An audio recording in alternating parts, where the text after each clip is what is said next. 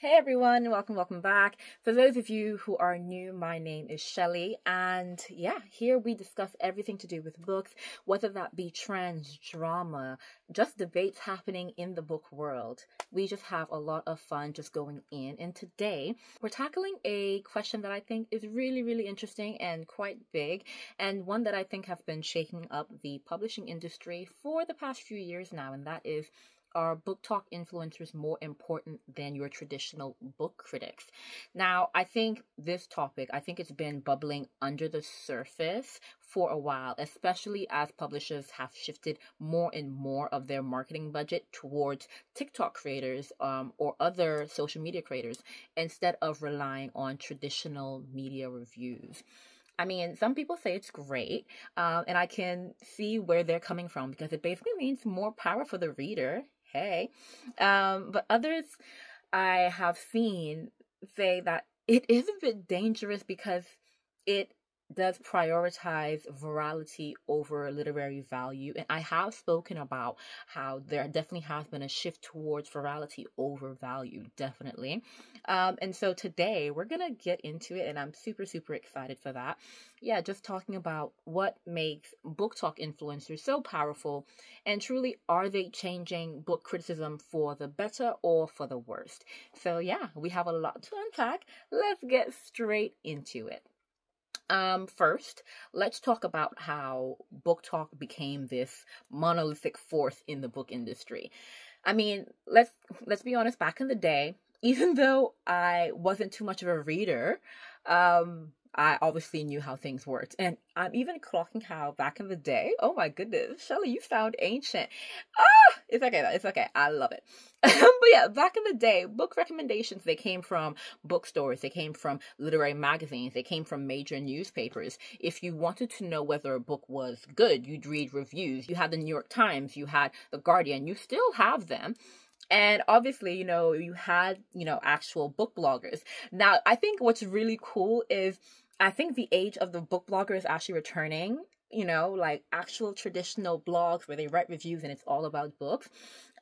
Even though I didn't read too much, I used to love like just scrolling through book blogs. They were so fun. They had like the greatest reviews. They went in depth. They had like great recommendations as well. And once you knew a book blogger, you knew their style. You kind of just knew what to go to them for, and you kind of just had like your favorite book bloggers. And I think the age of the book blogger is coming back. Don't quote me on that. I just think it is. It might not, but I think it is. Then, TikTok came along and suddenly books weren't being reviewed in the same way anymore. And it wasn't just TikTok. Before TikTok, obviously, we had people reviewing books on Bookstagram as well. But TikTok, with the appearance of Book Talk, there was a different switch that got literally turned on. And books just weren't being reviewed in the same long-winded way as much anymore. Like they were being experienced, with TikTok, Book Talk, you had these raw emotional reactions. People were crying, they were screaming, they were throwing books across the room. And honestly, it worked. And it still works today. Book Talk isn't all about technical analysis. You will find your book talkers, you will find your creators who are giving you technical analysis, and it's absolutely amazing. But book talk, for the majority, it's about how books make people feel. And that, honestly, is what fundamentally changed the game. Publishers, they saw this. They saw how people were reacting to this, and then went, wait a minute. We've been spending millions on ads in literary magazines, but now all it takes is one viral video of a girl sobbing over, anything. The Night Circus, Once Upon a Broken Heart, whatever it is. And they sell out an entire print run. Once they noticed that, it was just like, boom, that was it. The shift began. And honestly, that's where we are now, if we're being honest. And we have to kind of ask ourselves now, why does book talk hold more power than critics as we are seeing it now? Let's just go through it. First and foremost, book talk influences real sales in real time. It's just a fact, If you have a glowing New York Times review, that might boost book sales. It might actually like bring it up. But a viral book talk video, a viral book talk post, it can completely sell out a book overnight. The minute something goes viral, you have people going on Amazon, going on whatever bookshop that they shop in, and they are buying that. They're purchasing that immediately. And especially now with TikTok's option to have the TikTok shop, like they're buying that thing. So you have quite a few books that popped off like this. I mean, the Song of Achilles is one of the books that blew up on BookTok. It went viral years ago after it got published, after its publication year. And obviously, we know like books like Fourth Wing. We know, for example, Olivia Blake, who was she was an independent author before her book blew up on BookTok, and then she got picked up traditionally, and all her books ended up being like reprinted and stuff like that. These books became publishing phenomena because of the BookTok hype, not because of critics. And you know what? It's still happening now. Several books, like I said recently, Fourth Wing, they blow up because of the BookTok hype. It's not because someone wrote an article in the New York Times or in the Guardian or even online on a book blog. And another reason why I think a lot of people find BookTok more appealing or BookTok has more power is because when it comes to book critics, like actual book critics, they often come from this academic or journalistic background, and that's not bad. For example, we have Jack Edwards, who is probably the biggest booktuber and potentially one of the biggest book talkers. Honestly, I don't really know numbers there, but I know he's definitely probably the biggest booktuber now, or one of them anyway. He has an academic background in literature from the videos that I've seen. I haven't gone all the way back, so I don't know too much about his background, but he has a background in literature, an academic background in that. So it's not bad when you have that background, with years of training and literary analysis, or years of education and literary analysis. That's not bad, But with BookTok, there's this not even idea, there's the practice of the fact that anyone can join, anyone can join. It's community, BookTok is a community-driven platform where readers control the narrative for once, not institutions. And so with BookTok, it's basically democratic instead of being elitist. And we do know, elitism is not something that we rock with most of the time. It's just not fun. So it's one of the things that have given BookTok power, that community aspect, of it being a community-driven platform. Also, there's this point that, like I said before, when BookTok came about, we didn't get long-winded reviews. There was emotion, So it's the fact that when you have literary critics, they analyze themes, structure, prose. And you know what? Genuinely, I love that. I love it. I'm just like, tell me everything about it. Tell me the different motifs. Tell me everything. And it's beautiful to see. But BookTok taps into pure emotion. Pure emotion. I hate this character. He made me feel like, I just wanted to, you can't even vocalize sometimes how you're feeling. And seeing that in someone else, you can relate to that. Like, even me, I was just trying to show you guys. And even sometimes when I do my more emotional reviews, which I've been doing more often, you can sympathize with me, you were just like, oh my goodness, that's exactly how I felt. Finally, someone gets it, unlike with, the traditional reviews where you're just like, yes, it did move in you can see the merit in that. But BookTok brought something different. It brought pure emotion, and that sells. We're emotional creatures, humans are emotional beings. So it's not even strange that tapping into that raw, pure emotion, that part of the human being, that worked. Okay, because people don't just want a book that's technically well written. Not anymore. We've had discussions nowadays about how the quality of books have really kind of come down, and people are really enjoying books that are not technically well written. And I've admitted that there are some books that are technically not the best, it's poor writing, but there's something about how it makes you feel that makes you want to latch onto it and turn every single page until you get to the end. And if it has a sequel, you pick up that sequel. Because we are emotional human beings, that's just something that's going to, pull us in 9 times out of 10, let's be honest. 100% it works. Now, for those of you who don't know too much about my background, I did study economics, and I remember when I did my master's, one of the things that I was so passionate about was behavioral economics, because it challenged the idea of the economic man, which basically said that, humans spend money logically, which is basically not true, because there are so many things that can be factored in to how humans spend money, which is why I love behavioral economics, because it actually looked into that more. And that is even something that we can see when it comes to literature. Like, people, you can give them the full analysis and they can definitely find value in that, but sometimes they just want nothing. They just want emotion. Same with books. You can give them a technically well-written book, but sometimes they just want nonsense, and that's just how it is. It's just how it is, because we are not always rational. We are emotional a lot of the time. So a lot of the time, humans want something that will wreck them emotionally or give them like a great dopamine high. And with a lot of critics, I know some critics might call a book mid, but on BookTok, it makes people cry. And so that book is a bestseller, okay? And that's just how the cookie crumbles. That's just how it is. But of course, with great power comes great responsibility, baby. Yes, one of my favorite superheroes of all time. Yes, it is Spidey. And let's be honest, BookTok has problems. If you've been on this channel for a minute, you knew I was coming. You knew this was coming. I have spoken on BookTok's problems several times over, because it has quite a few problems, okay? BookTok is great, but it's not perfect. It's not perfect. So let's actually look into the problem with BookTok's influence. First and foremost, hype culture and the overhyping effect, okay? We've all seen it. A book gets hyped to the heavens, literally skyrocketed because of everyone's hyping. Everyone rushes to buy it. And then disappointment,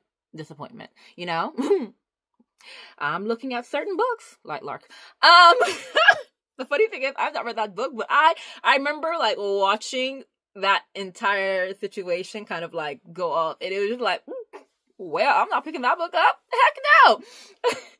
But yeah, see, the problem is that many viral books don't live up to expectations, and then readers feel betrayed. We're seeing more and more people lose, faith and hope in the BookTok book, the BookTok made me buy it books, because they've been disappointed so many times before that they're just like, I'm not trusting a single thing you say. And the thing is, I understand it. There are some books that are hyped and you don't know what they're being hyped for. Are you being hyped because you're actually a literary masterpiece, or are you being hyped because you made people feel a lot of emotions, or because a lot of people just fell in line with the hype train?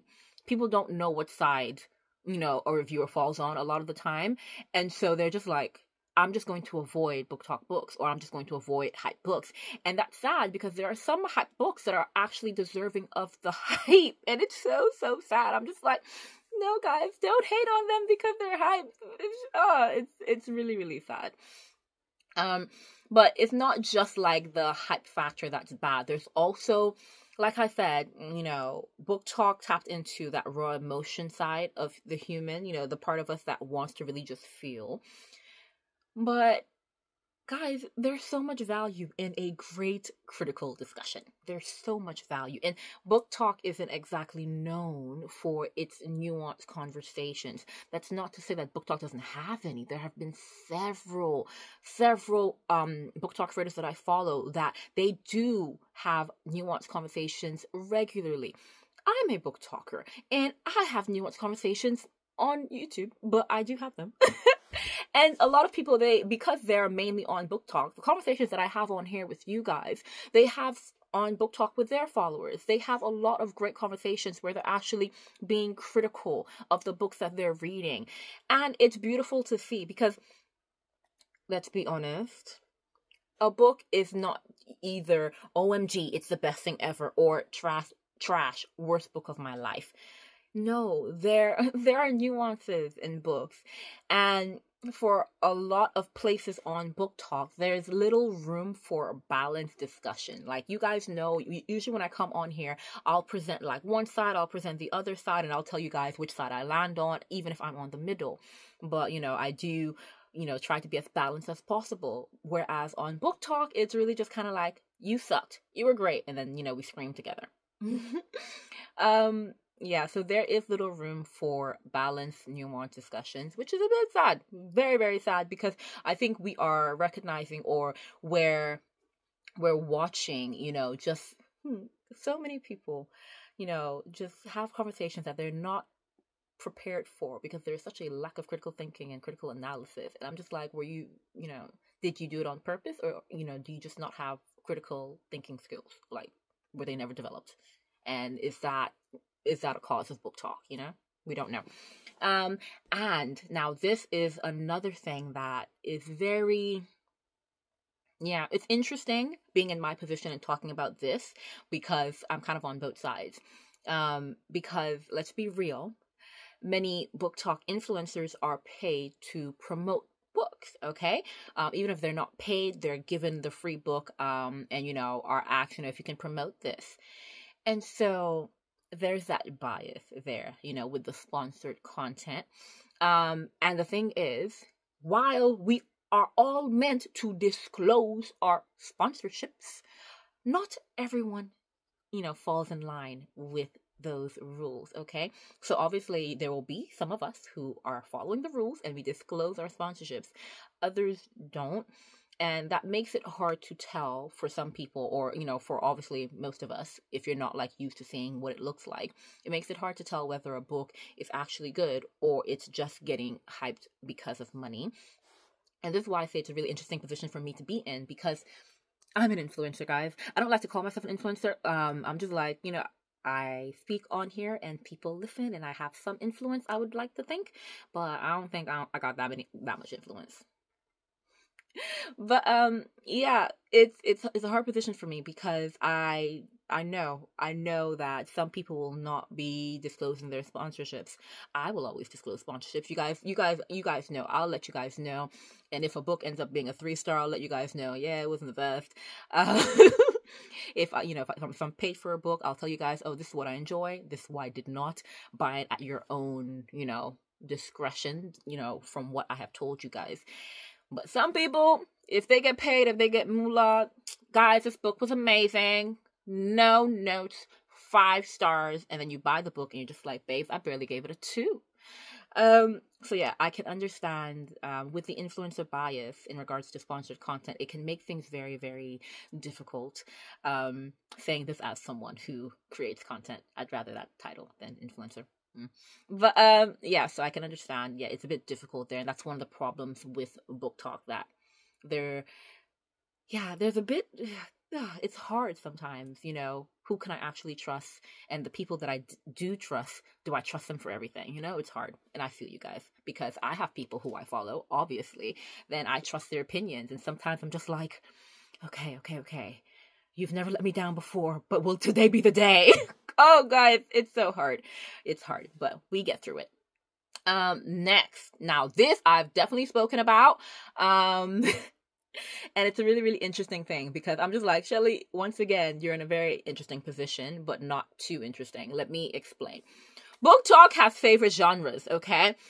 Not every genre is going to dominate on book talk, Book talk has favorite genres. Those genres are romance, fantasy, the combination, which has been rising in popularity like nobody's business, romantasy. You have dark academia.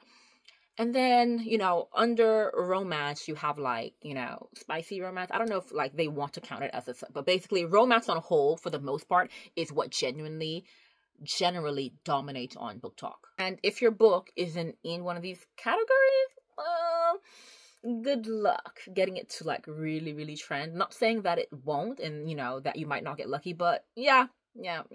These are the things that are thriving on there. If you're not in one of those categories, it's kind of tough. Let's be honest.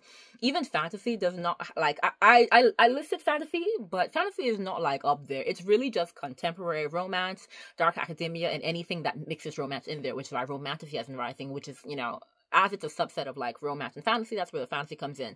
But you will find more romantasy than you'll find epic fantasy, high fantasy, even science fiction, which, some people can count as being, with fantasy in some regards. Yeah, but it's literally romance. It is romance that dominates on Book Talk. And see this, it narrows what books get attention, and it often leaves literary fiction, poetry, and especially non-Western works, it leaves them in the dust. It leaves them behind. Now, we've had conversations about like literary fiction, contemporary fiction. Like we had conversations, and once again, there's so many nuances with it. Now, everyone has their preferences. That's true. But with Book Talk as a community has a preference, and that's not literary fiction. I have started reading more literary fiction again, because I did used to read more before, and it's actually really enjoyable to actually go back to something that I haven't read for so long, because I've been a fantasy girly, and then I started going back to thrillers, and now I'm going back to lit fic. Like, it's great, honestly, guys. Like, reading different genres are amazing, but that aside, the non-Western works, guys, if you are not a book from the West, oh, you're going to suffer. You're really going to suffer. Not just that, if you're an author who's like not based in the States, not based in America, even if you're from like a Western country, you might still suffer, because there are so many amazing British authors. As someone who now lives in the UK, who moved from the Caribbean, there are so many British authors, so many Caribbean authors that I am aware of, great writers. Will people know about them? Do people know about their works? No. Like, obviously, a few of them will bust through, and the British authors are doing really great to kind of like go into like American markets a lot. But the Caribbean authors, they're still getting there. They're still getting there, and that's just obviously my homeland and where I'm living now. What about all the other countries? What about the African countries? What about the Asian countries, And obviously I know there are like a lot of popular East Asian books, but then a lot of the writers will be like Chinese American, Japanese American, Korean American. So they'll be living in America with a background, that'll be their heritage. But like authors who are based in the country itself, struggle. It's horrendous. And then there is definitely this issue with when the community decides to like center on like one of these regions or one of these countries, they kind of dig deep and they don't spread about. So for East Asian countries, the focus will be on books that have stories based in Chinese history, mythology, whatever, Japanese history, mythology, whatever, Korean history, mythology, whatever, and then they kind of just, that's it. They do not look to anywhere else in Asia. I'm just like, Asia is a really, really big continent, it is a continent, I think I've only ever seen like one book by a Filipino author, like spoken about on Book Talk, and it was barely spoken about at all. And then with Africa, people are really, really focused on Western Africa, and even I'm just like, I even noticed this within myself when I was just like, wow, I mainly read with African books, and I had to start actively, hunting for books from other regions in Africa. And that was so hard because no one was speaking about them. They weren't getting any hype. It was so hard to find. And so I'm just like, please, if someone can direct me to an Egyptian book, a Moroccan, like, just give me something. I'm just like, guys, if you could even find me a book from Djibouti, like something that I'm not too used to, that'd be great. Like, I remember the first time I read a book with a character that, had Iraqi heritage. And I was just like, I've never seen a book like this. And it was cool.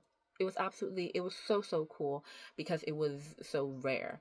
But yeah, if you're not in the popular areas, you're going to struggle, and that's really, really sad. And so, yeah, it's definitely difficult when you're looking at all these factors and you're just like, Book Talk, you're good and you're kind of bad, in some regards. And so you're just like, well, if Book Talk is now the new kingmaker, does that mean that traditional book critics are dead and gone? And honestly, that's not necessarily the case. Critics still hold weight. Like, don't get it twisted. Do not get it twisted, okay? Because in literary circles, award nominations, shaping the canons and what's considered serious literature, critics hold they hold the weight, okay? They're still there. They're still actually, making moves. So if you want your book studied in universities, you are still going to need a few glowing reviews from the New Yorker. Like, don't get it twisted, okay? Your book blowing up on TikTok's not gonna get it there. Not gonna get it there. Obviously, some people don't have that goal, but I'm giving you like an example, But when it comes to commercial fiction, the critics, they're losing relevance quickly. And that's not like they're losing relevance. Readers trust people like themselves, They don't trust journalists too much. The journalists who are analyzing sentence structure, the power dynamics, they've shifted, and it's really, really interesting to see. And so you kind of have to ask, like, what's the final verdict? If we're talking about sales, influence, and shaping trends, I mean, BookTok kind of wins there. But if we're talking about literary prestige, awards, long-term critical discussions, I would say that critics still have a role. But let's be real. If a book goes viral on BookTok, that's kind of what truly secures its future, especially for that author and their personal success. And publishers know that, authors know that. And so whether we like it or not, that's kind of where we are right now. That's where we're sat. That's where we're sitting. But I do want to know what you think. Is BookTok influence good or bad? And do you think critics still matter to you? And I would love to hear your experience in terms of, like, for you, when it comes to a book, do you look for a critic's literary review, or do you search it up online? It doesn't even have to be BookTok. Do you search it up online on Bookstagram and BookTube? Because BookTok is just part of one wider, ecosystem of social media social media reviews. So yeah, for you personally, would you in your personal life say that you hang on to the word and the opinion of a critic? Because you can say, oh, that critics, still hold a lot of weight, but then with your own reading patterns, would that be true? Because I know that a lot of times we can say a lot of things, but our lives ourselves, it doesn't reflect it. And so honestly, the opinion is kind of just like, or are you just saying it to say it? So yeah, do let me know in your own personal life, do you value a critic's opinions? Like, do you take it into account when you're purchasing books? Or honestly, is it just a case of, even if it's not on BookTok, you just go by vibes? Because that is a whole other side of things. You have a lot of people who, even if they don't engage with BookTok, they don't engage with critics. And because BookTok has so much engagement, if critics are not getting engagement from the people who don't care about BookTok, who are they getting engagement from, really? So it's a whole other side to the conversation. And yeah, I kind of want to know, where do you guys stand? Like, where do we think critics will stand in a few years' time? Because it's going to be interesting to see how things, evolve and develop in the future. But yeah, that's it for today, guys. I'm really, really looking forward to seeing the comments. You guys know I love to read a bit of comments. I'll get back as soon as I can, I promise, for some of you. But yeah, that's it for today, guys. I will see you guys soon. Who knows what it'll be next? It might be a book review, it might be some drama, book news, another commentary, a hot take. We don't know. But like I said, you guys are going to be seeing so much more of me in these, next few weeks as we're trialing a multi-content week. Yeah, that's it for today, guys. Bye.